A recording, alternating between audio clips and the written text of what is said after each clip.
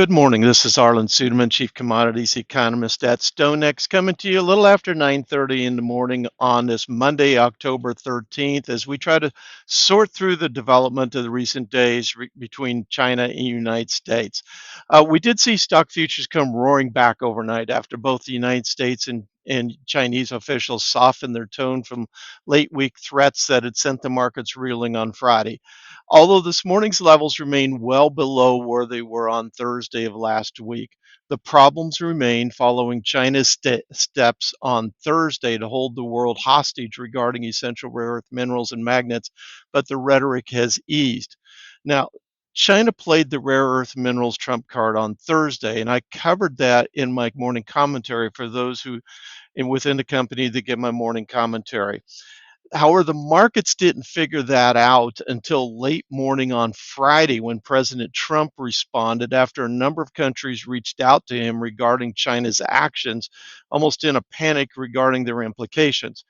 Friday turned into a risk off day across a broad spectrum of markets after President Trump threatened massive tariffs, possibly 100% on Chinese consumer goods coming to the United States in response to what China did on Thursday.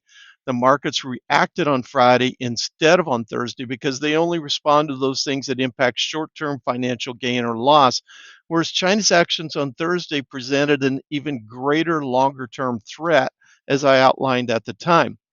Now, the issue goes back several decades when China bought a US company that processed these rare earth minerals and magnets. China had its own facilities that processed these products, doing so much cheaper thanks to cheap labor there and government subsidies. Its purchase of the US facility was approved on the condition that it would continue to operate it here in the States for 5 years, which it basically did for 5 years and a day and then shut it down, moving more processing to China. And it's been doing the same thing elsewhere as well over the last 20 years in particular, until it now controls 90% of the processing of rare earth minerals and magnets, which with much of that migration coming, as I said, over the past 2 decades. Mining and processing of these products is expensive and it's environmentally dirty. So many countries were happy to allow China to do so.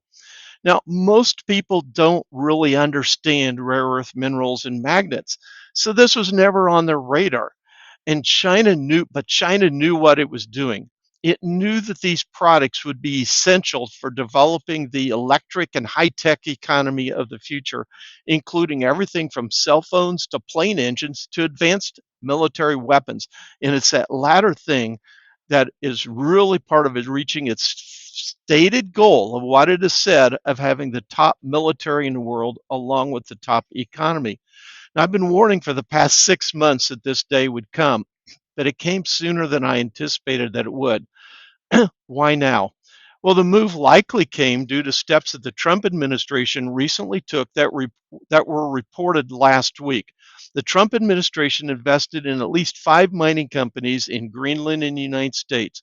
The administration during COVID used its what I want to say, its warp speed policy to get vaccines on the market as quickly as possible, get them approved and get them on the market, overcome regulatory obstacles, etc. And it's using that same fast track authority, according to reports from sources in the White House, to move forward on these rare earth minerals and magnets to get them available to us as quickly as possible.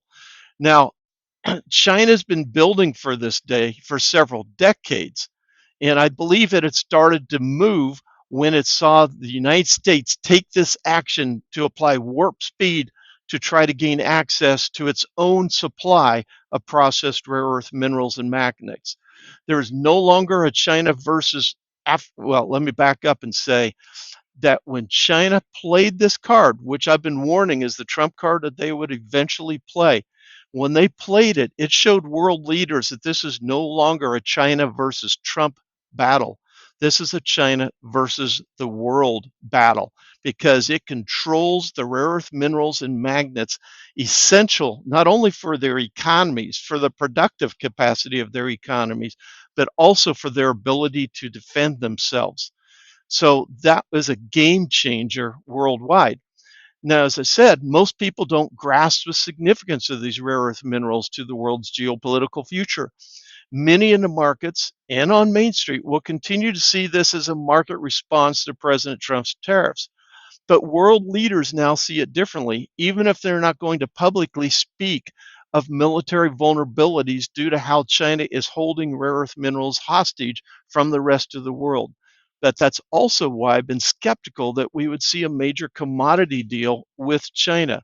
As important as that is to agriculture and to other sectors of the commodity world, the rare earth minerals battle is even more important to national security, to both China and to the United States.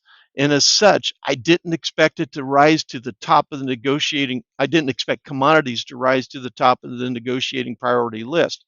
Hopefully, there will be a commodity deal, but it's not looking good right now. And so for today, we're seeing some stabilized markets, and we may continue to see those stabilized markets.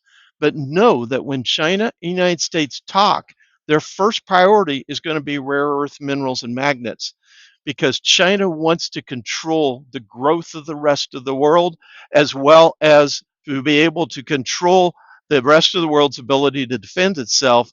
And China wants to be able to be the one who has supply of those critical components. This is Arlan Suderman.